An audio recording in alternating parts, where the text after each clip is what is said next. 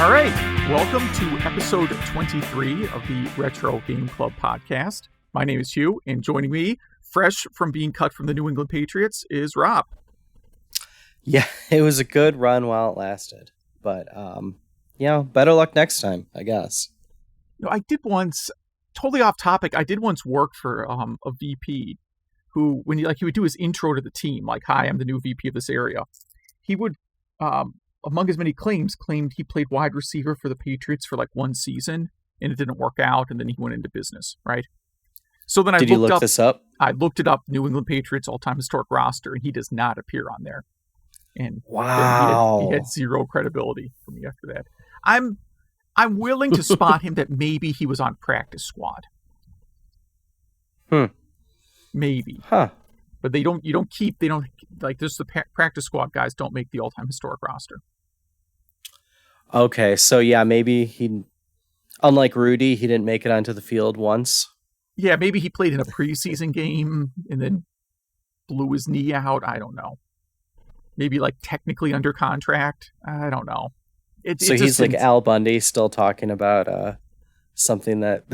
Yeah, and this wasn't like when the Patriots are good. This guy is, like Patriots. He would have been playing in an era where the Patriots were garbage, which seems like a distant. We have people listening that have not been alive in a time when the Patriots were a bad team at this point. Yeah. All right, so you been up to anything fun or exciting? Tons. Went to the Renaissance Fest yesterday. Always a good time. But in more techie, nerdy stuff, I got Creature in the Well. I powered through that game. Anyone who has a Switch, get Creature in the Well. It does not disappoint. It's short, but it doesn't matter. There's no boring part in the game, And then the day I beat that, all in the same day, Untitled Goose Game was released, and my Genesis Mini and Link's Awakening arrived. So, other than my kids being born, probably greatest day of my life. And yeah. But I asked on Facebook, I put out that scenario, like these three things arrived at the same time. What do you do? And I enjoyed all the answers, but what happened was I beat Untitled Goose Game in 90 minutes. Minus, just the main game. Main game. And then got into Link's Awakening. Yeah, I've heard it's a pretty short game if you just want to power through it. Yeah, and you know what? Maybe this winter or something I'll get back into it. But I know I played the original Link's Awakening when it first came out. I distinctly remember borrowing it from a friend, but I don't remember it at all. So I don't know if you or any listeners have any tips that might even translate to the new one. Yeah, it's a hard game. It's not like, in terms of skill level, like it's not mechanically a tough game, if that makes sense. But it doesn't give you a lot of clues, and sometimes it gives you clues that are not super helpful. Yes, that's what I'm finding. So I'm only one level in, and it's reminding me of the original Legend of Zelda, where okay, now I could burn things. I guess I'll go burn every shrub in the entire game to see what I find. That's kind of how I'm playing it. And you kind of, luckily the new version makes it easier, but in the original you would have to really keep track of like, oh, well, this person in this house is looking for some bananas or whatever, right? Because otherwise, you find an item and you're like, oh, there was somebody in town looking for that. Who was it? And then you go back, talking to everybody in town all over again. Yeah. But I'm enjoying that. Some new footage from that new East game coming out leaked, or I don't know if it was released yesterday. That got me really excited for that game. Yeah, and it was Tokyo Game Show was last week. Oh yeah, that must have been what it was from. New trailers for Final Fantasy VII Remake, and new East 9 trailer. Yep. Yeah, so I'm excited for that. And the only other thing is, I'm thinking about selling my Neo Geo cabinet. It just doesn't get a bunch of play, and so looking locally for some trades or something. Yeah, so if any listener is interested in a Neo Geo cabinet in the Midwest, you know how to reach us. But Yeah. yeah, Yeah. and also all Quite a trip. those. Yeah. Do it before But winter. yes, exactly. But you'd be surprised at how far people drive for cabinets. But yeah. What have you been up to? So it's actually I've really been doing a ton of game related stuff. About the most in a long time. So I had mentioned I pre-ordered the Switch Mini and Link's Awakening, so that's what I've been playing most recently. Switch Mini seems to be a pretty good console, although I think it's called Switch Lite, not Switch Mini, I guess. Yeah. Like Bud Light. But it's, or Miller Lite, that's how they spell it, right? Yeah, Lite. Mm-hmm. So the battery life on it is a little bad.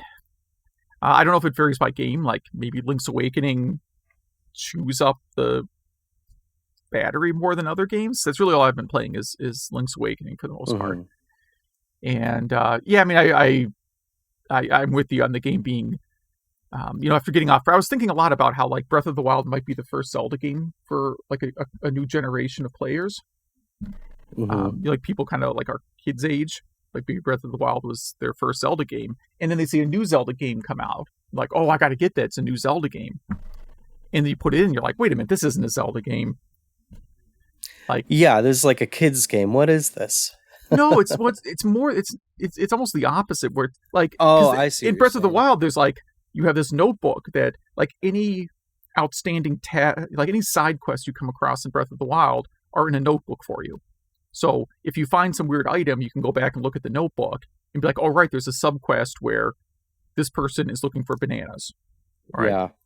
And Link's Awakening, there's no like hints. There's very few hints. It's a lot of like you have to kind of brute force find your way around or deal with very vague, tips from villagers. And then you don't have this notebook that tells you, what you're supposed to do. You do have a map where you can star things. So like if you go in a cave and you see a heart container you can't reach, you can put a star there. Whereas in the Game Boy version, you just have to remember to go back to that cave later. So that part's better, but this would be like, for someone going from Breath of the Wild to this, it would be such a huge jump. I don't think they could handle it. Like I had a hard time going back to it. I really have enjoyed the game. I think it's a really great remake so far. Yeah, and you know what? A lot of the early reviews, the pre-release, like E3, when they got to play one level or something, a lot of them said there was a lot of jitter, a lot of slowdown. I haven't run into any of that at all. Yeah, I haven't seen anything. So they must have spent all the rest of that time just tweaking it. Yeah, they must have, because I think it plays just great. What else here? So that means I finished Secret of Mana, obviously. So that's a 20-something year wait for me to finish that game. That's the first time you've gone through it? Well, I played it in the 90s, but I didn't do enough grinding, and it was like, I think I thought I could beat it over like a spring break or something. It was like college, and I'm like, I'll play through Secret of Mana over spring break. And then I didn't do enough grinding, and I got stuck, and then I gave up. And then I think I traded it in. I think I traded that card into Funko Land to get Super Mario RPG. Which, you know what? I'm sticking with that. It's not a bad trade. That's a solid trade. Yeah. Yeah, that's not a bad trade. But yeah, the last boss fight's kind of annoying, but otherwise it was fine. I mean, I'm not going to go over. I'm never going to play through it again. But it was kind of fun. And then let's see here. There was another one of those Final Fantasy Distant World concerts out in Chicago. So went off and saw that because I go to all those. And they do mix it up a little bit. I mean, there's 5 or so songs that they have to play at every single one of them. Just like here are the 5 or 6 staples of the series. And then they do some different stuff. They had a vocalist from Final Fantasy X, the original vocalist in Japan, did a song, which was pretty cool, that they flew her in here. And, Yoko Shimomura was in attendance, although I don't think she speaks any English, so she didn't really have any comments for the crowd. But overall, it was a good show. And, if you get a chance to see one of those live, you really should, because they're not going to be around forever. Yeah, I definitely like to check that out. I've never been to one of those. Yeah. And then I've been, I think I mentioned last episode that I do in fact own 2 team players and 8 Genesis controllers. I actually own 9 Genesis controllers, which no is not a problem.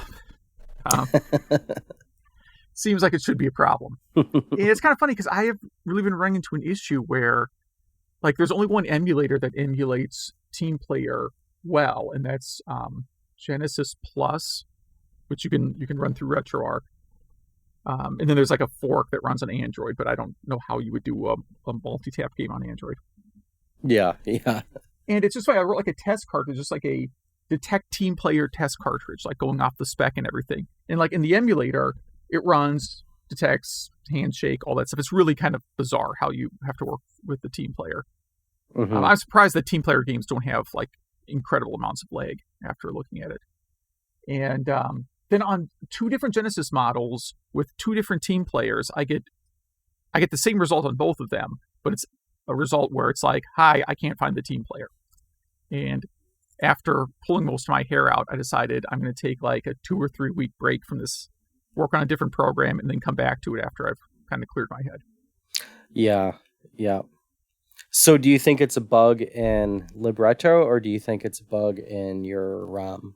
Well, what I suspect, both. Yeah, I think it's more, it's probably a little bit of both. Like, some emulators are just more forgiving of errors than others.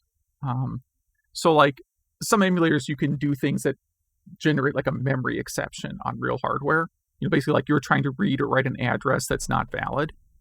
And some emulators are just like, yeah, okay, let's just move on, right? And real hardware, that crashes. So I'm suspecting what it is I'm trying to hit a memory address that I, can't access at that time, or that I just coded wrong and I'm trying to access something completely bogus. And that the emulator is just saying, yeah, don't worry about it, and moving on.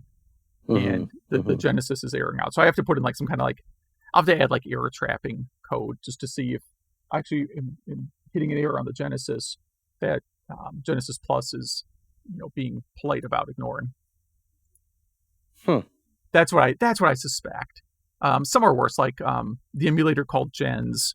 You can pretty much never get that thing to crash. You can run any terrible garbage code through it, and it'll just keep plugging away. And I mean, I've run a lot of things where like it runs great on Gens, and then you put it into a Genesis card, through a flash card, and it just crashes with some catastrophic bug right away. Yeah, and you're reaching some territory that there's not many people you can ask for advice or help for. Yeah. I just have to, like I said, I have to go through. I'm sure it's a memory access error, and I just I just have to again write the trap or something for it. I think we should go on to news rather than me talking about Genesis stuff. We're gonna start by saying there's some news in the retro gaming world we're intentionally not covering, which is the just for lack of a better term, the latest drama between Billy Mitchell and Twin Galaxies. And we just kind of decided it didn't fit in the show that well, and also I don't want to talk about it. Yeah, exactly. Yeah, it's we aren't journalists, so like I said, we're 2 guys with a mic, and we decided before we started the show that this is the No Drama podcast. So like him or hate him, Billy Mitchell is drama. So, whether it's his fault or not, we're not even going to talk about it. Yeah, and so Twin Galaxies is kind of drama too, right? I mean, I think it's a lot of drama, and maybe they'll both end up suing each other. I don't know, but I kind of don't care either. This is a perfect thing for Facebook, because Facebook is also drama. So. We do our last news story though is about video game cheating. Let's see. So, yes, but you'll have to listen to find out. In a fun way. I mean. Yes. Nintendo turned 130 today. Yeah, we're recording on 9/23/2019, and today's their birthday. So I figured I'd sneak that in. There's no news item. There's no link. They don't have a thing. Yeah, Nintendo does not even mention it on their own site, really. So, Nintendo's, it's weird how much they don't, like, there's other game companies, if they turned 130, you would definitely see something on their website about it. Yeah. Or they'd have some huge sale or something. Yeah, but no. Maybe when they're 150. I don't think so. I just yeah, it's part of like Nintendo sort of likes to pretend their past doesn't exist sometimes, or at least they're very selective about what parts of their past they want to admit exist. Yeah. Because I guess Smash Brothers is ultimately a tribute to like things past, but there's a lot of other Nintendo things that they will quietly never talk about. Yep, and it's just weird that they've been around. Any company's been around 130 years, especially a creative company like Nintendo. Yeah, and to have survived things like World War II and, not have gone out of the business. Arcade crash. The arcade crash. Well, right. I mean, luckily, I think they probably still had a big toy line during the arcade crash. I think arcades maybe... I don't know. I'd be interested to see what percent of the revenue... Well, it really didn't hit Japan as hard as it hit here. Yeah. But first real news, this photographic retrospective of, in quotes, the game console spans Atari to Xbox for less than $10. Which, okay, so this is a book, actually a really, really nice book, the game console, a photographic history from Atari to Xbox. It's 264 pages. It was under $10. Now it's about $18. And I didn't buy it, but I definitely put it in my Amazon wish list. Wow, that's almost as good as a sale. Yeah. But if you look at these pages in here, it's a really beautiful book that I really wanted to get on our podcast because it gives a lot of specs for each console, and the way it's laid out, it's just beautiful. It has kind of a breakdown of each system, being pulled apart and all together, and this thing's just really my style. Yeah, so here's how kind of dumb I am. When I looked at the book, I'm like, wait a minute, these are just the images from Wikimedia Commons. All this person did was go to Wikimedia Commons, because there's a collection of really high quality photos of all these consoles. I'm like, all this person did was rip those photos off from Wikimedia Commons. And then I realized the book is by the person that took those photos in the first place. Oh, good. So and now it's good. Like, he's given these photos away for free. And for years, and like any Wikipedia article you look up about an old console, the picture of the console was taken by this guy. I would like to point out, so I'm on Amazon.com right now. It's back down. You could buy it new for $8.02, or you can buy it used for $13.39. Yeah. So that's better yet. That's the GameStop. You could buy the Kindle model. version. Yeah, exactly. You could buy the Kindle version for $15.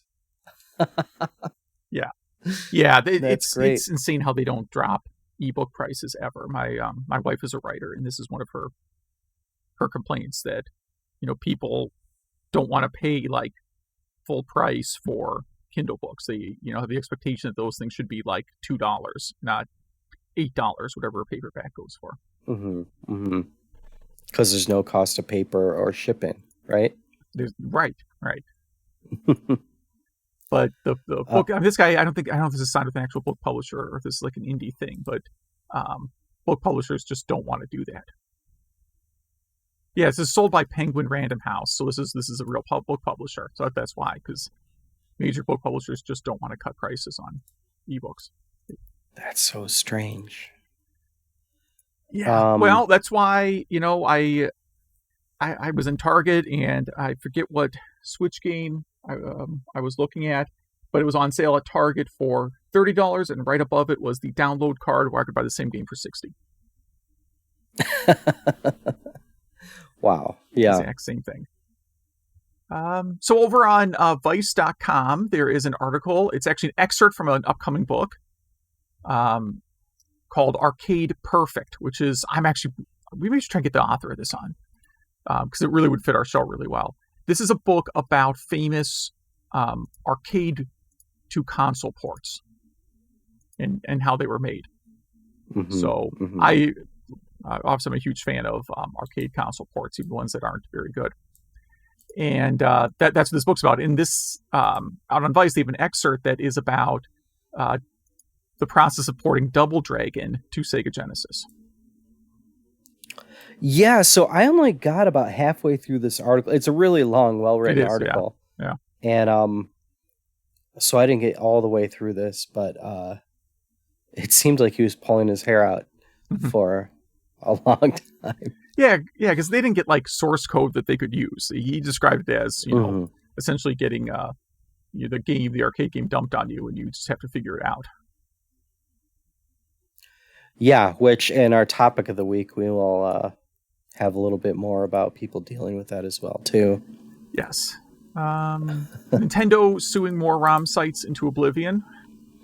Not really news, but yeah, it's funny. We were kind of joking about that last episode. But so, first of all, why would you create a ROM site? And B, this is talking about ROM Universe. Not only do they just blatantly, give free downloads to old and new Nintendo games, but they would let you pay them $30 for faster file access. Yeah. I mean, once you start accepting money, you've really crossed a line. Yeah, so they are, I guess they're running a GoFundMe. Oh, GoFundMe took it down. To fight Nintendo. They wanted to raise, well, GoFundMe took it down because I suppose obvious reasons. But their goal was $100,000 for legal fees to fight Nintendo. They clearly have never been involved in a lawsuit before. Yeah, that's like one day of lawyer fees for something like this. For something of this scope, yeah. I mean, when you're dealing with corporate lawyers, I mean, that will not get you through 2 days of discovery. And Nintendo was suing them for $150,000 for each copyright infringement and up to $2 million for each trademark infringement. And they had 60,000 ROMs in there. So that's like $1 billion. It's more money just than round up. More zeros than either of us can comprehend. Yeah. So, but that's the point. They're trying to scare people away from distributing Nintendo ROMs. Yeah. So, I am all for game preservation, but use your head. Yes. So, you know what? This is from the same book. Our next article is about Gary Kitchen and how he did the port of Donkey Kong to Atari 2600, which, considering what the 2600 is, it's a pretty good port. Yeah. Honestly, again, not perfect, but pretty good port. And that's what this story is about his, experience. Did I see him at Midwest Gaming Classic? No. The one in Vegas. A different gaming convention, I believe I saw Gary Kitchen. And I did not think to get like a copy of Keystone Keepers autographed, which is one of my top 5 Atari 2600 games. Did you have it with you, or? No, I would have bought one. I would have just, because it's cheap. It's an Activision game. Mm-hmm. I would have bought one from a vendor to get it autographed. I think Keystone Capers Loose is a pretty inexpensive game still. Reading articles, or I guess, if you get this whole book, and this just really reminds me about how much smarter people are than I am. I mean, this guy got himself into microprocessor design because he had to. It was like 1978. And then he saved up his nickels and dimes at his day job, bought an Apple II, which happens to be a 6502 chip also, got an Atari 2600, which at the time there were no specs on how to program for it. He built a ribbon cable with the correct pinout to go to the Atari, so he would program to the 6502 in the Apple II, and then send it over this ribbon cable to the 2600. Yeah. I mean, sometimes I have problems installing RetroArch. you know. Right. And this guy. So, yeah. Very talented individual. Yeah, Now, it's did not like, he design his own games other than Space Jockey? well, he Yeah, he did. designed a lot of games, right? So yeah, he did Space Jockey, Donkey Kong, Keystone Capers, obviously, Pressure Cooker, early game development tool for the C64. Of course, the version of Ghostbusters that it's featured on Angry Video Game Nerd, but I really think it's a fun game. I've always liked the that original 8-bit Ghostbusters. The one with the drive-in? Yeah. Like the grid drive-in? Once you figure out the drive-in and where to be and where to go, and now don't you run out of gas too or something Yeah, like that? I mean, it's not bad.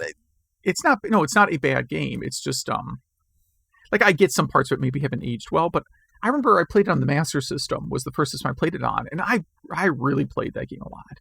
Maybe we will save it for Halloween season. Yeah, which is pretty much starting next episode.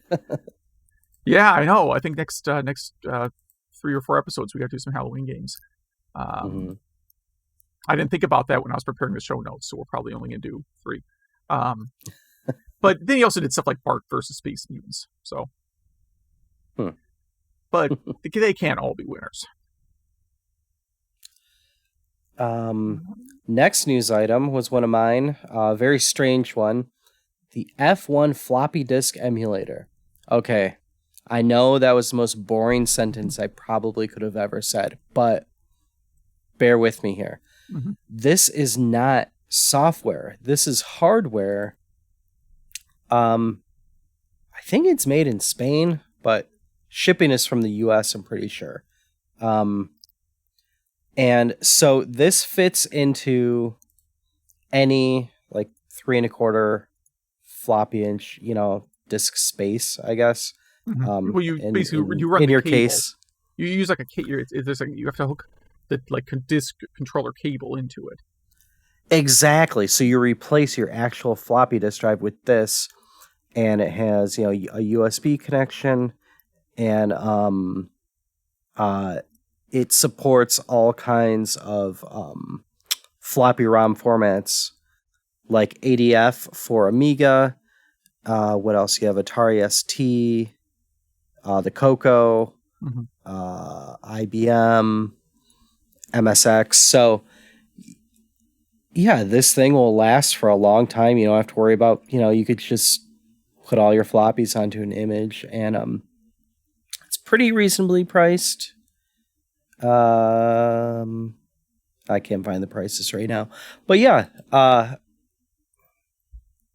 I just love that all this new stuff exists, Yeah, it's a cool idea. There's especially because the discs just aren't going to last forever. I mean, disk rot we've talked about many times. It's a real thing, and floppy disks for these old game consoles or old computers, just aren't going to be usable. So you don't really have a choice but to hook up some sort of flash solution or some sort of SD card to disk drive adapter gizmo. Yeah, so I'm sure we had 2 listeners that found this really interesting, and we bored the rest. And the rest are soundly asleep. Before they wake up, we also have a wireless mouse adapter for the Atari ST and Amiga. So this, that's exactly what it says. It's a piece of hardware that's a converter that is a USB to DB9 converter that lets you use a wireless mouse on the Atari ST or Amiga. So there you go, $25. Yes. RetroRGB.com. And that's another where that hardware isn't going to just rot from time, but it will rot from overuse. So your 25 or 6-year-old Amiga mouse maybe doesn't work as well as it used to. So an adapter where you can use a modern mouse is pretty great.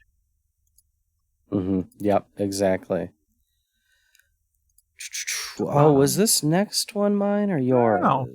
The Polymega has a demo, if you will, of their Sega Saturn emulation, and it's blown people away. Yeah, they had one before. I'm trying to see if this is different than the old one that they did a while ago, because I think the maybe were constrained, based on like what people have actually been able to emulate on the set. Like there's not a Saturn emulator with 100% compatibility out there. And that's the big deal about this too, because when the Polymega first started, they were going to be an FPGA, all in one system, and then they switched when that became too difficult. And they, everyone was banking on that for the Saturn emulation to finally be perfect. And then they switched to emulation. Everyone said like, oh, great. No more great Saturn emulation, but they're holding to it. Yeah. So it's exciting. I'm excited to see it released. Yeah, so they're demoing Burning Rangers, Panzer Dragoon Saga, and Virtua Fighter Kids in this latest series here.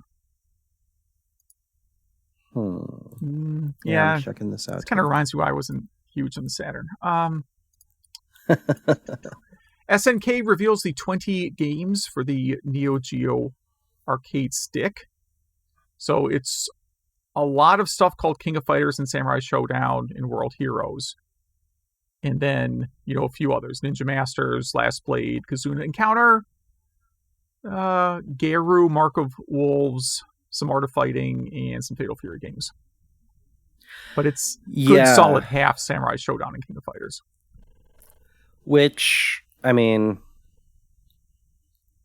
it's a very nice stick. It unlike Capcom, it's not big letters that you have to sit, leg to leg next to your buddy playing. And this actually looks it looks like a giant Neo Geo CD stick. Kinda. But I mean, I love Sam Show, 2, 3, and 5. I think those are different enough.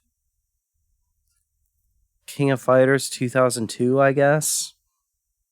Mark of Wolves is fantastic. Last Blade 2 was on this podcast. Ninja Masters is okay. Is there a price for this thing yet? I think, I was just on Amazon and it showed me a, hey, I think you want to pre-order this thing ad, which I do not want to.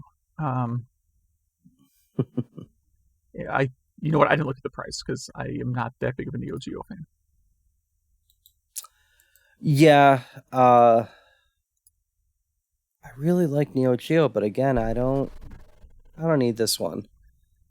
Yeah. So, if anyone out there buys one, please let us know how this is. Samurai Showdown, there's some good games on here, but again, I've got most of these games on a lot of systems. Yeah, I'm not really not too psyched about this one. This next story is mine, and there might even be 0 of our listeners that will be into this news. But this is on GitHub, and TinyGo got released at version 0.8. And what this is, it's a Golang, which Go is a programming language, which we talk a lot about because a lot of people are building emulators in it. This is a Go compiler for small places, and meaning you don't have a lot of memory to work with, and specifically the Game Boy Advance. So now you can code in Go to make some Game Boy Advance games, and I think that's great because I am a gopher. So good for me. Sorry to bore everyone with that story, but we can move on. 22 years later, major milestone for RPGs. That one? Yeah. Wait, these are kind of. I see some new emulator release news on here too. Are these all related? Those are two different. So okay. You already announced this one. So yeah, this have you heard of this RPG called Moon?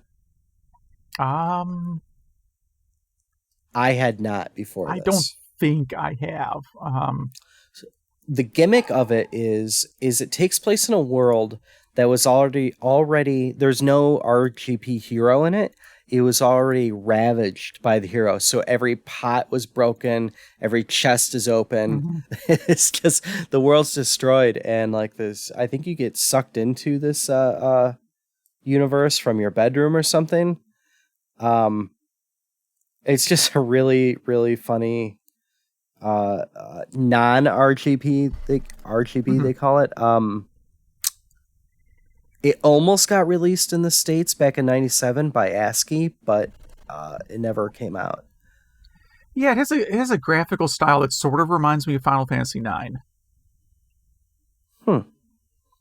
But this would have been A few years before that, 2 years right? before Final Fantasy IX. Yeah. It's like the lead character looks like a cross of like BV from Final Fantasy IX and Rayman. I was gonna say Rayman, yeah. I'm really interested in trying this out. It's just it's something completely different. So yeah, this was also at the Tokyo Game Show. Mm-hmm. So cool, yeah. And then the story we skipped, kinda. Emulation news, mGBA just got released with a lot of new bug fixes. That's a Game Boy Advance emulator, and it also now works on the Switch with hardware acceleration and everything. So I don't know anyone doing retro emulation on their Switch. If any of our listeners are, please write us at how it's working. Email at retrogameclub.net. Yeah, I have to imagine maybe with the Mini there will be the Lite. God, I can't call it the Mini forever. With the Lite, because if you're worried about bricking a system, you might be less worried about bricking the $200 system than the $300 system. And you get kind of a nice, I mean, if you could, do good emulation on it, you could have a really awesome little portable emulation box. Well, so far, the only way to root your Switch is to use to ground two switches or two connectors that are underneath the Joy-Con ports, which you can't take the Joy-Cons off of the Lite. Yeah, they'll figure something out. Oh, they'll definitely figure it out. The other part of this story is Flycast, the Dreamcast emulator. It's also working on Switch, and there's it's 30% faster. Mm-hmm. I think we reported that part last episode. And something about Windows CE, they combined the code branches. Who cares?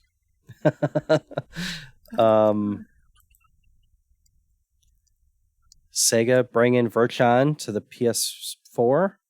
Oh wait, I always say Virtuon, even though it's a virtual on. Right, because Sega does that thing where sometimes they spell it with an L and sometimes they don't. Yeah. I think I like the idea of Virtual On, but I only played one of them. I think I only played the original. The gameplay was a bit stiff, if I remember right. I was not a big fan. And it's $40, which seems like a lot of money for, what is it, 3 games? I think. Yeah, you've just been waiting a really long time to get a US release of some of them. Yeah, I'm sure this time next year there'll be, some kind of sale. Some humble bundle with it on there. Sega Ages puzzle action game Ichidant-R coming to the Switch. You haven't heard of this one? I have never heard of this. Never. Looks kind of neat. I don't have much else to say about it. So, but I don't think they said anything about getting a US release yet. So, yeah, we shall see. All right, we got, I think, 2 or 3 more. Yeah, so Castlevania game. The next Castlevania game is coming to phones. Wow. So I guess if you don't think Castlevania is hard enough, you can now play it on a touchscreen. So there you go. Did you watch this video at all? Yeah, I mean, it looks okay. It's really doesn't resemble a Castlevania game, other than the setting, like the artwork and the action. It's looks more like a 2D version of East Origin. That's kind of a good analogy. Yeah.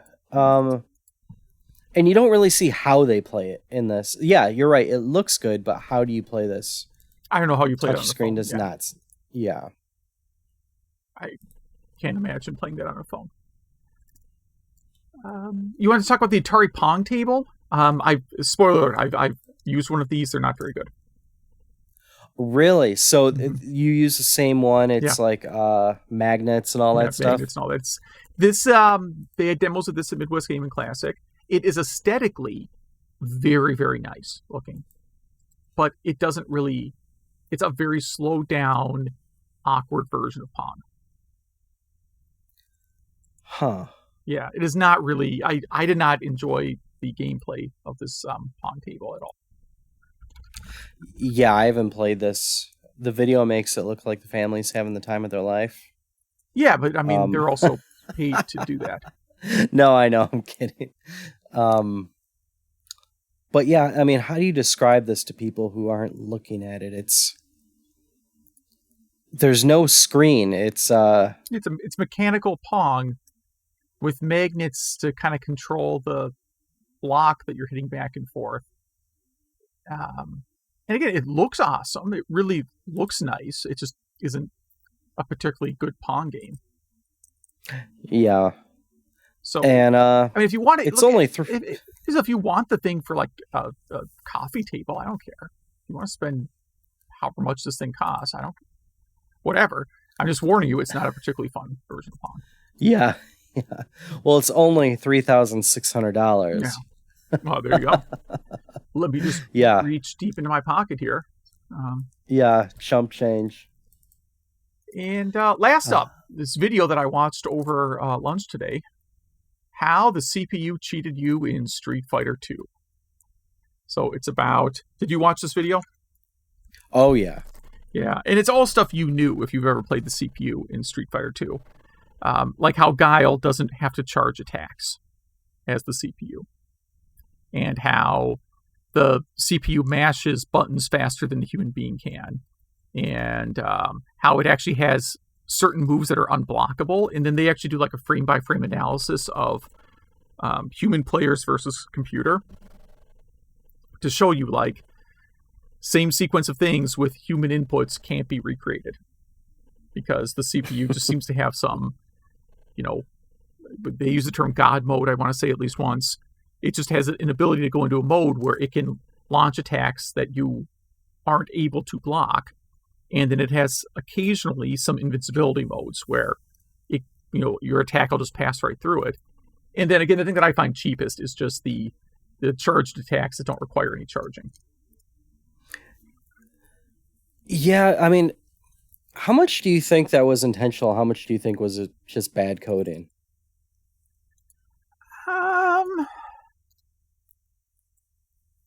I bet more intentional than bad coding. Could be that, there's probably some timer that counts how long you've been charging, and maybe they don't set that for the CPU, but some of these other things almost have to be intentional. I can get the charge attack thing. I can really get that.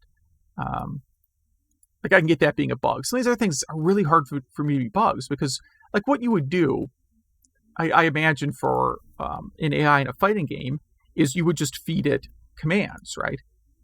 Mm-hmm. You wouldn't have like a script, but like you'd have a script, but the script would be like button presses. So either it's able to fire buttons, like do things like do multiple actions in a frame.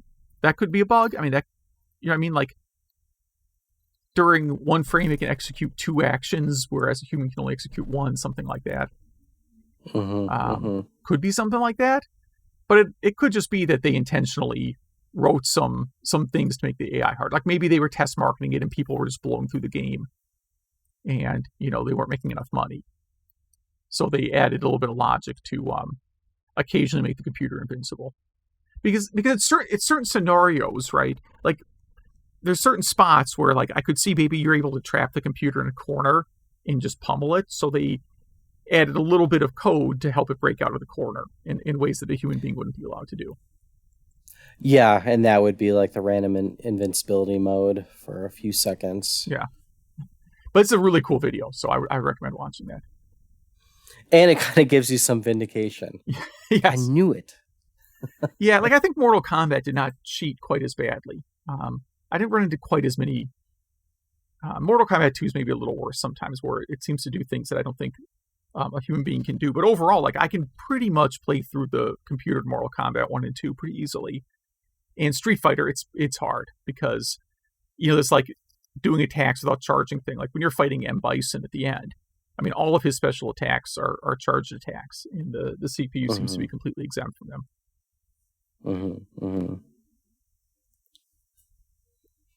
Yeah. Because I don't know if you had the one friend that always played as M. Bison and tried to mimic what the computer AI was doing, but couldn't. Yeah, it was always intimidating at first, like, oh, he's going to be the best guy in the game, and then you just pummel him. Yeah. All right, you want to get to our featured topic? Yeah, this was yours, and I think this was my favorite topic to date. All right. Yeah, I wanted to talk a little bit about Doom source ports. This has been something I've been thinking about a little bit here, because I've been going back and playing a few different versions of Doom. And just wanted to talk about like what different Doom source ports there are, and kind of which ones I think turned out best or worst. We'll link out to an article. There's a site, doomwiki.org, that has a giant grid of Doom ports. We're not going to talk about all of these, but it's a list of like every single Doom source code port, what system it's for, what language it's in, whether it's on GitHub. A lot of these have GitHub projects. I should go like start all of these repositories. And, which ports are derived from what source and so on. I mean, there's just, it's just great information. You can see which ones are active, which ones can also run Heretic and Hex and that kind of stuff. So I'm not going to go over like all of these, but more like the ones that I have some, experience with, or that I would, or I'd recommend. So that's it. I assume you've played many of these? Yeah, so this time, I almost went into our game club discussion because that's where I started, but I went to DS Doom because I was messing with my R4 card on my DS. Mm-hmm. And oh my gosh, this may have been my favorite port of Doom because it gives you the map at the bottom. Yeah. It had some of the best music out of any of the ports. And it was just smooth. And from there, I went to the Vita Doom, which wasn't bad. Looks great, plays great, other than some music issues. Then I went to play Doom.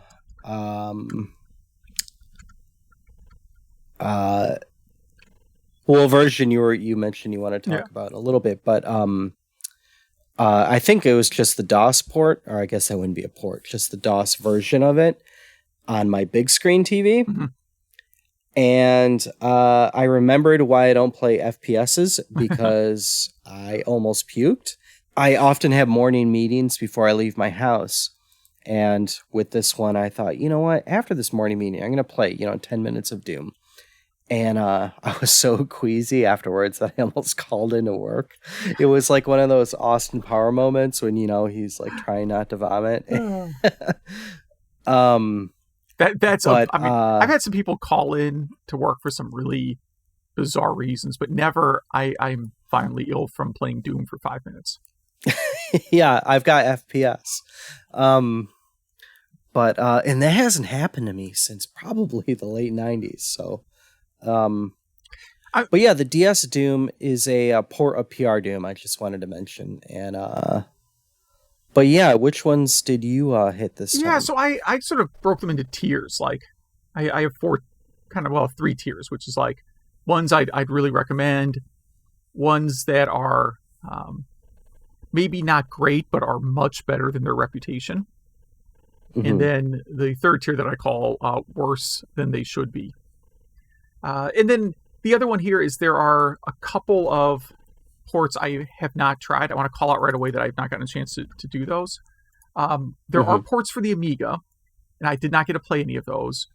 I'm really sort of curious about them, but just haven't gotten around to it. And then there's another engine called Doomsday that's a port that also supports, Heretic Hexen and all that stuff. And I haven't played that either. And that's somewhat active. It looks like it's got updates at least through 2007. Now it's hosted on SourceForge, so that means you have to, if you want to look at the source code, you have to click through like 900,000 ads. Yes. I got to go on there with an ad blocker sometime and just see who has more ads, like SourceForge or Weather.com. It's really, really tough. And but those are kind of my two. Like, man, I wish I tried these, but I did not. So this is kind of in no particular order. So like my recommended versions. The one when I ran Windows, the port I always used was one called ZDoom, and ZDoom was it was a Windows emulator, Windows port of Doom, and it also supported Heretic Hex and that kind of stuff.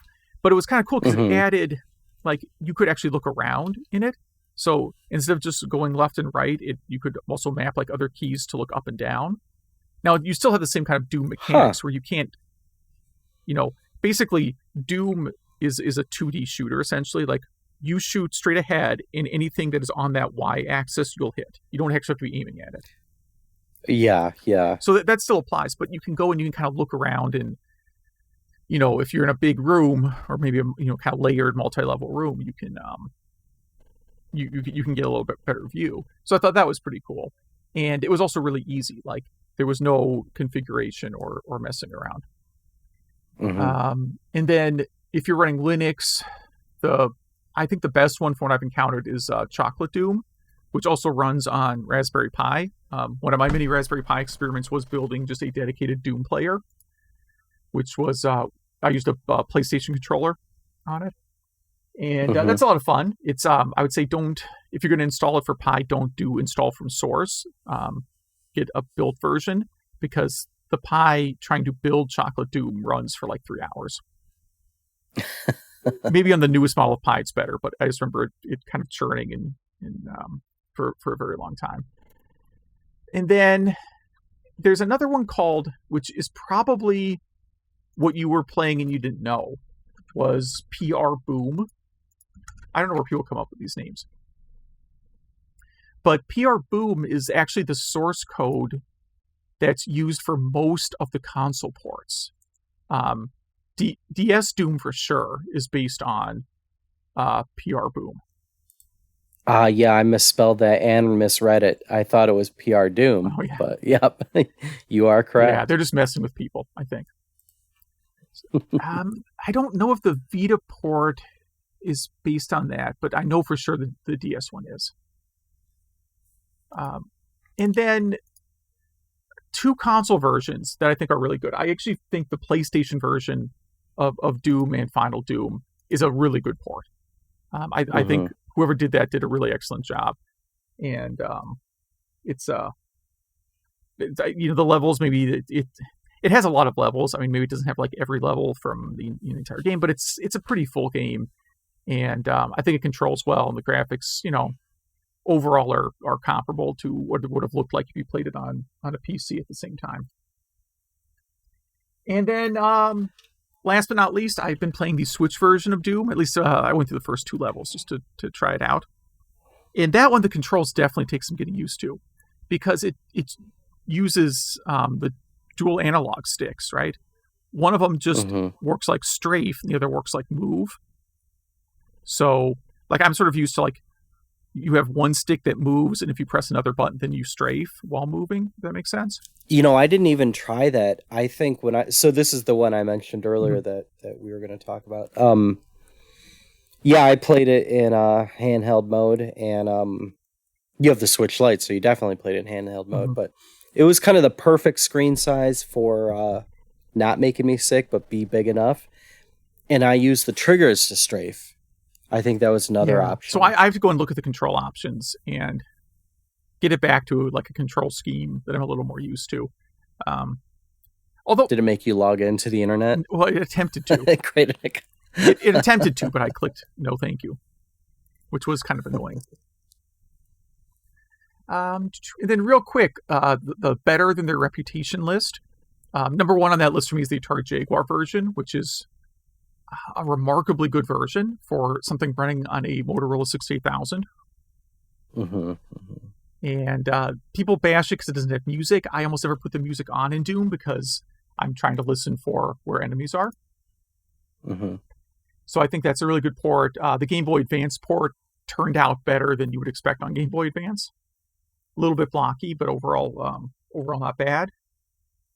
32X version is actually kind of fun. It's short. It doesn't have... Oh boy, maybe it's just episode 1? It might even be complete episode 1. I did play all that like how a long time ago. But it plays well, yes. I thought the 32X version plays really well. The graphics are not super great. But overall, I think it's a pretty decent port. Yeah, I don't think it's bad. I don't think it looks bad at all. And then... I did not play the Super Nintendo one. Yeah, so the Super Nintendo one is actually really good. Part of it is, I'm going to give a shout out to another podcast that, just by coincidence, I did not plan this. So there's another podcast called The Retro Hour, which is a British retro gaming show. They just did an episode where they interviewed the developer of this version. Oh, really? Yes. I'm a few episodes behind on that cast. That's funny. But this guy's like super genius. He also is the guy that wrote Bleem. Oh, there you go. But what had happened is he had been writing a different 3D FPS engine for the Super Nintendo. And his company, or he got hired on to then do the port of Doom. And he did not use the id engine. He ported the Doom data files to his 3D game engine that was optimized for the Super Nintendo plus Super FX chip. Oh, wow. I'll have to check that out. Yeah. Yeah, I've never played it. And it never occurred to me that it was a different game engine because it plays pretty well. So that's kind of the secret to why that version turned out, though, because it was they didn't try and take the current Doom engine and port it to Super Nintendo. They ported the Doom data to a different game engine. Wow. So yeah, that was it's a really great interview. So it's like I think at this point the second most recent episode of Retro Hour talks about him or to him. And then real quick, the two worse than they should be ports. 3DO port, which is the developer of that, she posted the source code and also was on the Retro Hour, I believe. Oh no, I was on Retronauts. I'm sorry, different podcast that has retro in the name. She was on both. Was she on? Oh, I don't remember the Retro Hour one. I definitely remember the Retronauts. But the badness of the 3DO port comes up on there. And yeah, she talks about how they only gave her a short period of time, saying like, "Oh yeah, we have most of this written. You pretty much just have to tweak and compile." And it has all these new levels. It just lie after lie, and she pretty much had to write it from scratch. And one thing that's not in this article that I linked here that she's talked about on the Retro Hour is, or Retronauts, one or the other, was that she had it running better than what was released, and they just didn't like the way it was coded. And it's like, we don't really do stuff that way. So, yeah, I couldn't imagine the frustration. Yeah, it's too bad because hardware wise, like if you could get good 32X and Super Nintendo versions, you could get a good 3DO version. Yeah, exactly. Yes. And then the most bafflingly bad one, and I played it this week I'm like, I always remember this version being bad, but maybe maybe it isn't. And that's the Sega Saturn version of Doom, which it's awful. It is just slow and terrible. Like I want to hear the story of how that one ended up that way, because clearly there's enough hardware on the Saturn to do Doom right. Yeah. So what do you think, out of all these, what do you think is your favorite from our list? Of the console ports, the PlayStation is my favorite, but lately the one that I play the most is probably Chocolate Doom. We'll see. Perhaps the Switch version will move into first place after I figure out how to remap the controls. Yeah, I think I like DS Doom the best. I just like having that map, and I think I was just so impressed with how well it ran. Yeah. I wasn't expecting that. Did you happen to download the latest WAD that I did not. Romero came out with? No, I really should.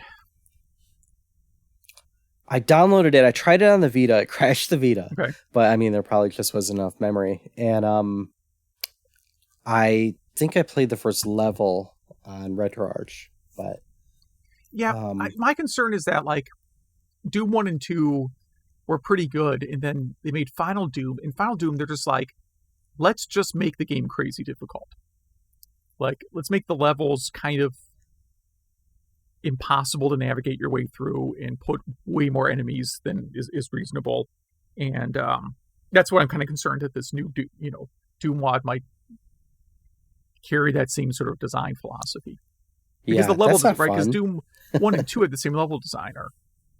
And I think as they become more, I mean, John Romero is obviously a genius. But I think like his design philosophy is like different than American McGee. Or did American McGee actually design the new Doom? I thought it was all John Romero. No, I think it was all John Romero. Yeah, they just have different philosophies of how these things should be built, is what I think. Yeah. Well, hopefully some of our listeners played some of these and write us in on what they think, what their favorite ports are. Oh, one thing I did forget to mention, I did walk around my house and work looking for weird things I could put Doom on, like a refrigerator or something, and I just couldn't get it together fast enough. Yeah. So no good stories there. So again, it's email@retrogameclub.net if you want to chime in about your favorite or least favorite ports of Doom. Yeah. So should we move into Game Club? Yes. Yeah. Well, we might as well stick with the Romero theme here, right? Start with yours. Yeah. So this is I picked Wolfenstein 3D because I knew I wanted to do this topic soon.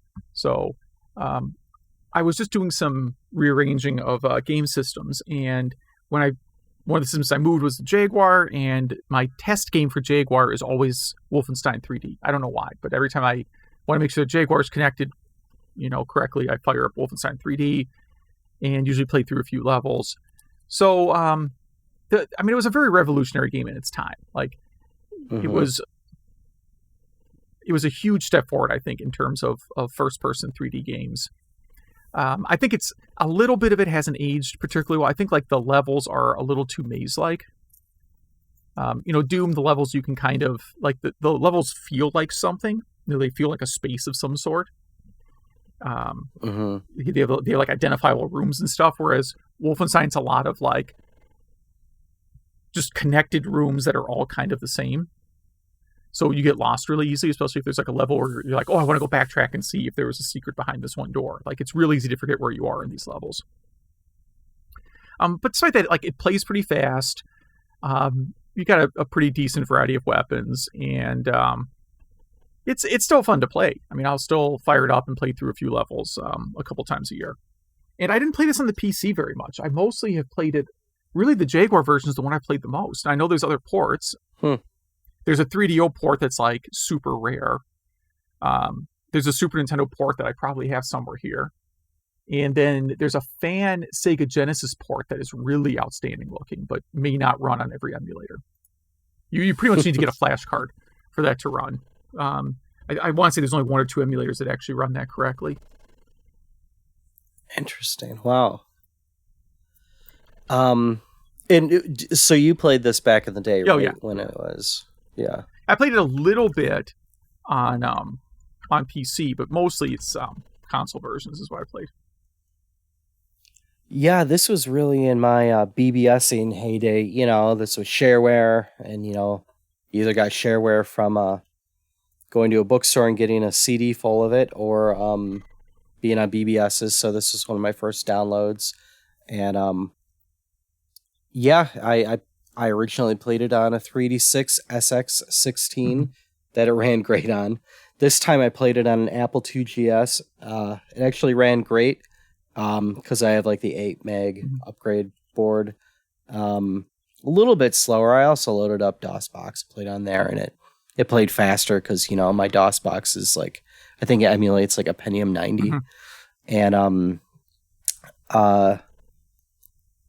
yeah, I do think this game aged pretty well. I think that Maisie part you talk about, I haven't played the original Wolfenstein, where it's like the top down, you're like a dot. Yeah, I have played that. Yeah. I've only seen videos of it, but that seemed a bit mazy. Maybe that's where it comes from. Mm-hmm. Well, yeah. I mean, it's very, very much inspired by that original Escape from Castle Wolfenstein game. But yeah, it's a game I think it's a game I come back to at least once a year, and I think I always will. It's hard to find anything really negative about it. Oh yeah, it has a lot of charm. It's the first game I remember with it's first person shooter. I remember. Is it the first person shooter? I'm sure it is technically not. It's one of these like kind of for all intents and purposes it is. Yeah. But it started the shareware revolution. That's for sure. Yeah, I mean it's definitely not the first person game. No. Not even close, really. But yeah, I won't declare it the first ever first person shooter because I didn't do my homework to really see what predates it. Only that I'd be really shocked if something didn't predate it. Yeah. But yeah, the game has a lot of charm, has a lot of class, and yeah, nothing bad I could really say about it. It's a fun game. Really on any system. Mm-hmm. Yeah, I did Ikaruga. I can't think of two different games. Yeah. Games that are so much different. Wow, that's a hard game. I'm trying to think of where to even start. If someone hasn't played Ikaruga, it's a top-down bullet hell shooter. That is impossible. I've seen people, speed run through it, but I'm going to go ahead and say it's impossible. It has some puzzle elements where you can change the color of your bullets. So depending on what color bullets the enemy's shooting at you, you could switch to that color and kind of absorb them. And it's a big, beautiful, bright game. Very impressive. Did you get a chance to play this one? No, unfortunately I did not. I was like, I know there's an arcade version. I'm like, well, do I track down an arcade ROM? Because I don't have a way to play it on a Dreamcast. And I watched a video. I said, this is 100% the type of game I don't like. I'm just not a big shooter. I like some shooters, but this, as you said, like bullet hell shooters, I don't know. I'm 100% with you. Like with shooters, I end with Galaga. or Life Force or something like that. And this is something I want to be good at, and I never will be. Yeah. And I just need to accept that it's not fun because I'm not good at it. Like you, I tried to find a ROM that worked. Nothing worked for me. It happened to just come out for Switch, so I just ended up buying it and playing it in arcade mode on that. And hey, it's a great port. It seems perfect, but I'm just not very good. Not my thing. Not my thing. I'm sorry. Mm-hmm. Yeah, I have a lot of friends that it's one of their all-time favorites, and not really for me. So yeah, again, email is email@retrogameclub.net. Do you want to tease the next episode games before feedback, or let's do that before? Okay, yeah. I'm gonna do it's a game my youngest kid has been playing. That I'm going to play a little bit with her this week because she gets stuck on it easily. That is Parappa the Rapper. This is a stretch for me because this is typically not the type of game I get into. I do like really weird games with bizarre stories, though, and it fits that bill. I'm excited to play this one. In fact, I played it a little bit right before we got on. That's how excited I am to get into this one. Yes. It all started when it's so hard. I went to GameStop to get a gift card. My kid had to go to a birthday party, and they were selling a Parappa the Rapper figure for like $5. And I had no choice but to buy it. And then she said, "Who's that rapping dog guy?" I'm like, "Oh, you don't know Parappa the Rapper?" So I fired it up, and she got really hooked on it. It's so hard not to just start talking about it right now. You're right. But I'm going to go with Uniracer for SNES. Yeah, good pick. I don't know why. Maybe just because I want a game I already know is going to be kind of fun to play. Yeah, that is a really good pick. I kind of want to talk about it too, but I will wait. Was that designed? Was that the people who? Was it the same developers that made Grand Theft Auto? I think it was. To think about. We'll have to get into it next episode. Yeah, quite a big jump. Listener feedback. I wanted to. I don't have the Facebook anymore, but I could read the public comments on there. So I took a peek, and I just wanted to call out. I wanted to highlight one comment from the Facebook about the Neo Geo stick, which was with a library of only around 230 games. It puzzles me as to why they constantly rip us off with garbage like 20 carefully selected games. Maybe they should poll to see which games people want the most. And I agree with the sentiment. I agree with this as well. Because, not even like Windjammers came out on Switch and PS4, and then a remake came out, and that's not on any of this stuff. And they don't even talk about games like that, And I take issue with the phrase carefully selected when it's like, I'm going to carefully select, how about all the Samurai Showdown games? Like again, not that you just did it this one time. Again, yes. I know these King of Fighter games they end in different numbers. Put them all on there. You're like, it's just very carefully selected. It's like the Miami Dolphins saying they have a very carefully selected roster this year. For anyone that watches football, I'm going with that. And Majors does some catching up. We didn't record for a week there, I think. So I think we got a little backlog here.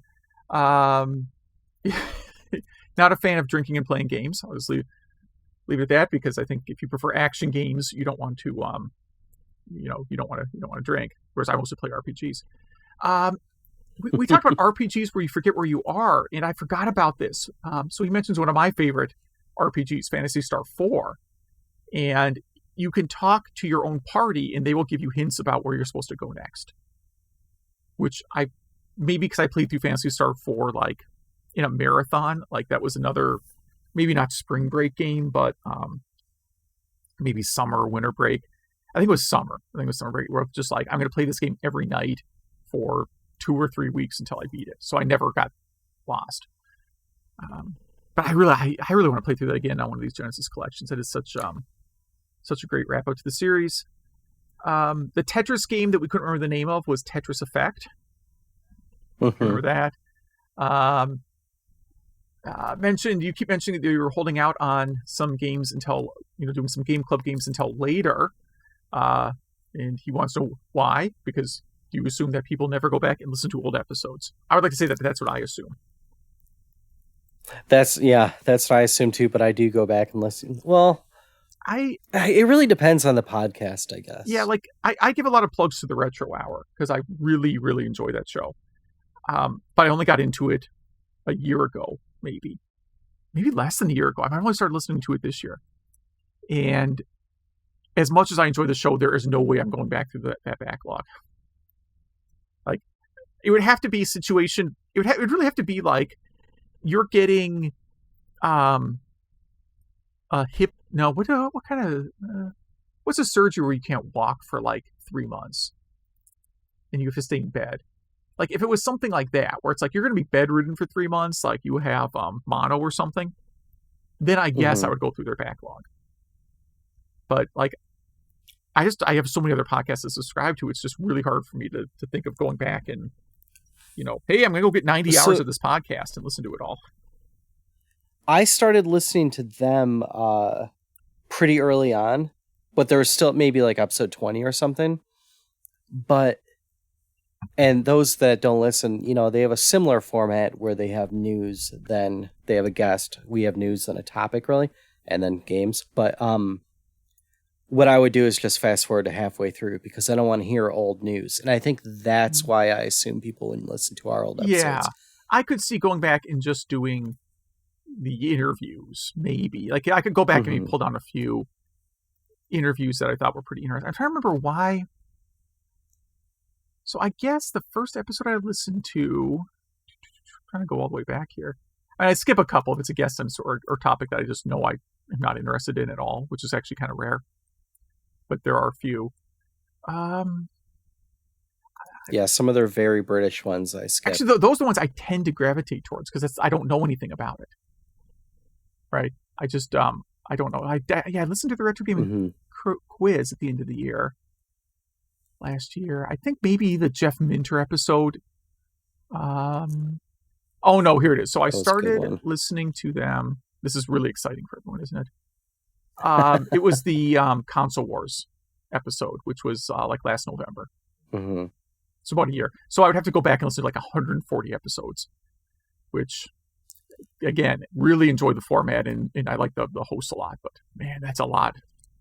Even if you just do only the guests, that's still like 40 minutes times 140. All right. Oh, yeah. Where was I? Oh, yeah. Auto translate in RetroArch. Basically, he's a big fan of the feature and was talking about like there was a YouTube show called Nostalgia Shadow, and the host doesn't speak English, but then the translation feature in YouTube somehow makes the show watchable. I was not aware YouTube had a translation option, but I don't really watch YouTube much. Yeah, it's pretty incredible. Somehow we got into the topic. I don't remember us debating the term retro versus vintage, but some collectors apparently get really upset about people misusing those terms, and people shouldn't do that. That's what I'm going to summarize this as.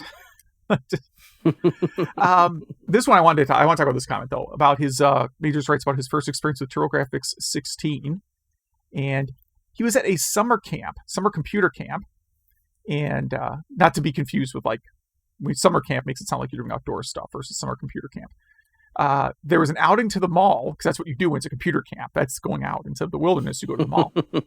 And he went and picked up a copy of the July 1989 Video Games and Computer Entertainment magazine. And the cover story was about the TurboGrafx 16. And that was like his first exposure to it. Still decided, though, to get the Genesis first because Sega seemed to be a safer bet. And then we mentioned the CD-ROM price not really coming down much. He said he did manage to get it for $300. And then I was going to chime in that I can guarantee you, like, after 92 or 93, you could get it for like 50 at those stores. Stores that sell it in stock were clearing it out and we cleared it out for next to nothing. And then, of course, only having one controller port is not a problem because it might be harder for some people to find 4 friends to come over and play TurboGrafx than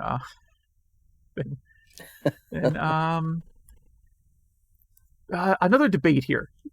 HuCard versus WhoCard. I know it's WhoCard. I know, but I say Hue. Is it HuCard? I now am not aware of which one I say. I have to go back and listen to myself.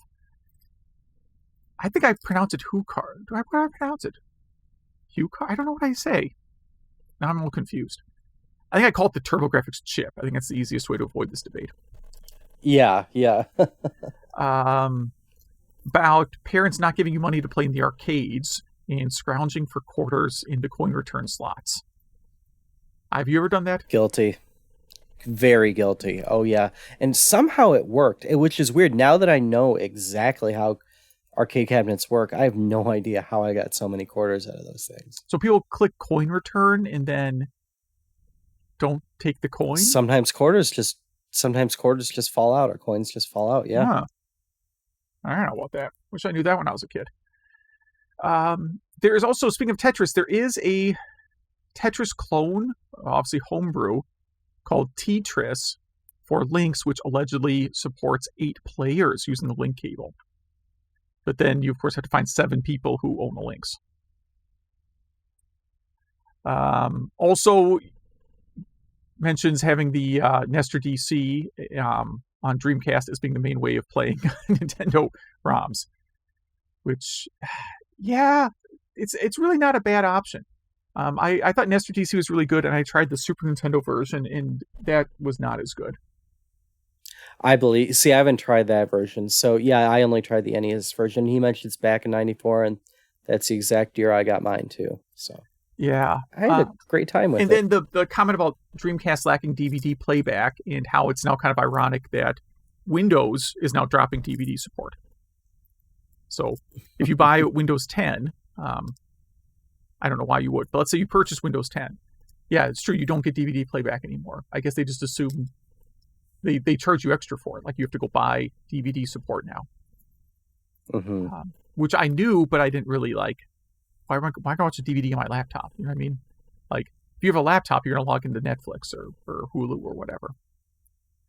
Most laptops don't even have DVD players anymore. New ones. Yeah, like I forget if we talked about this on the show or not, but like I'm sort of debating when I'm going to do my next PC build. And really, I don't know if I'm going to put a drive in it or not. Like, because I like to build small form factor PCs, and I'm like, do I even bother putting a DVD drive in there, or do I just kind of keep like an external DVD drive on the side for when I need to rip a game or something? That's what I would do. Yeah, I think it's possible my next PC build will have no optical disc, which is really weird. So it's wrapping. Yeah, end of an era. Yeah, sorry, I'm getting way off a tangent here. Also, it's most played Dreamcast game for him was Metropolis Street Racer. This is back when he had a roommate who had the DC. He didn't actually own a Dreamcast yet. And then occasionally when they'd have friends come over, it was Capcom versus SNK2. And I'm so bad at that game. I've not played either of these. And a friend, he has some good friends. A friend bought him a Game Boy Advance for an airplane ride once. And as a joke, he got him the fuchsia colored one because it was the closest to pink. And he thought it would be funny to be seen playing with it. Because again, I was saying I could get the pink Switch. And I don't care. I'm well past the age of caring what color my consoles are. And then it's about our last two sets of Game Club games. Alien Crush, one of his top 10 games. Wow. Yeah, I don't know if he means top 10 TurboGrafx or top 10 total. Could be either, doesn't matter. He said the screen flipping, of course, is not an issue. He likes that it doesn't stutter like Devil's Crush. And he thinks the flipper physics are better. So there you go. And not a fan of Secret of Mana. So I can understand that. I'm still not sure if I'm a fan of Secret of Mana. It's because he doesn't drink when he plays. Yeah, I did drink a lot when I played Secret of Mana this time through. Maybe a little too much. Maybe I should go get some help. Wolfenstein 3D. Sure, he played the shareware version on 386 and did not like it, which is fine. It's not for everybody. And huge fan of Ikaruga, or am I pronouncing that correctly? Yeah, you pronounce it correctly. Okay. I don't. Ikaruga on the Dreamcast with VGA cable. He says it's amazing, especially things like the trees, like how realistic the trees look in the clouds. Mm-hmm. And he says he's never been very good at it, but once you get unlimited continues, then you can at least power through the game. There are some people who, so there's some people who could play it without winning it, or without dying. And I guess it's all about just memorizing all the levels because the enemies always come in the same attack pattern. Yeah, those are all the videos I watched. And they sent us some pictures from a video game con in Parsippany, New Jersey. And we should email back and ask if it's okay to share those on the Facebook page. Yeah. Or I think he's on there. He could share them too. Just post them on the page. Please. Yeah. Yeah.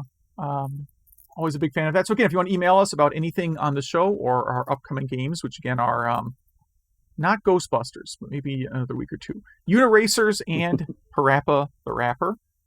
It's 2 fun games. Yeah. I am I think I played Uniracers about 2 years ago.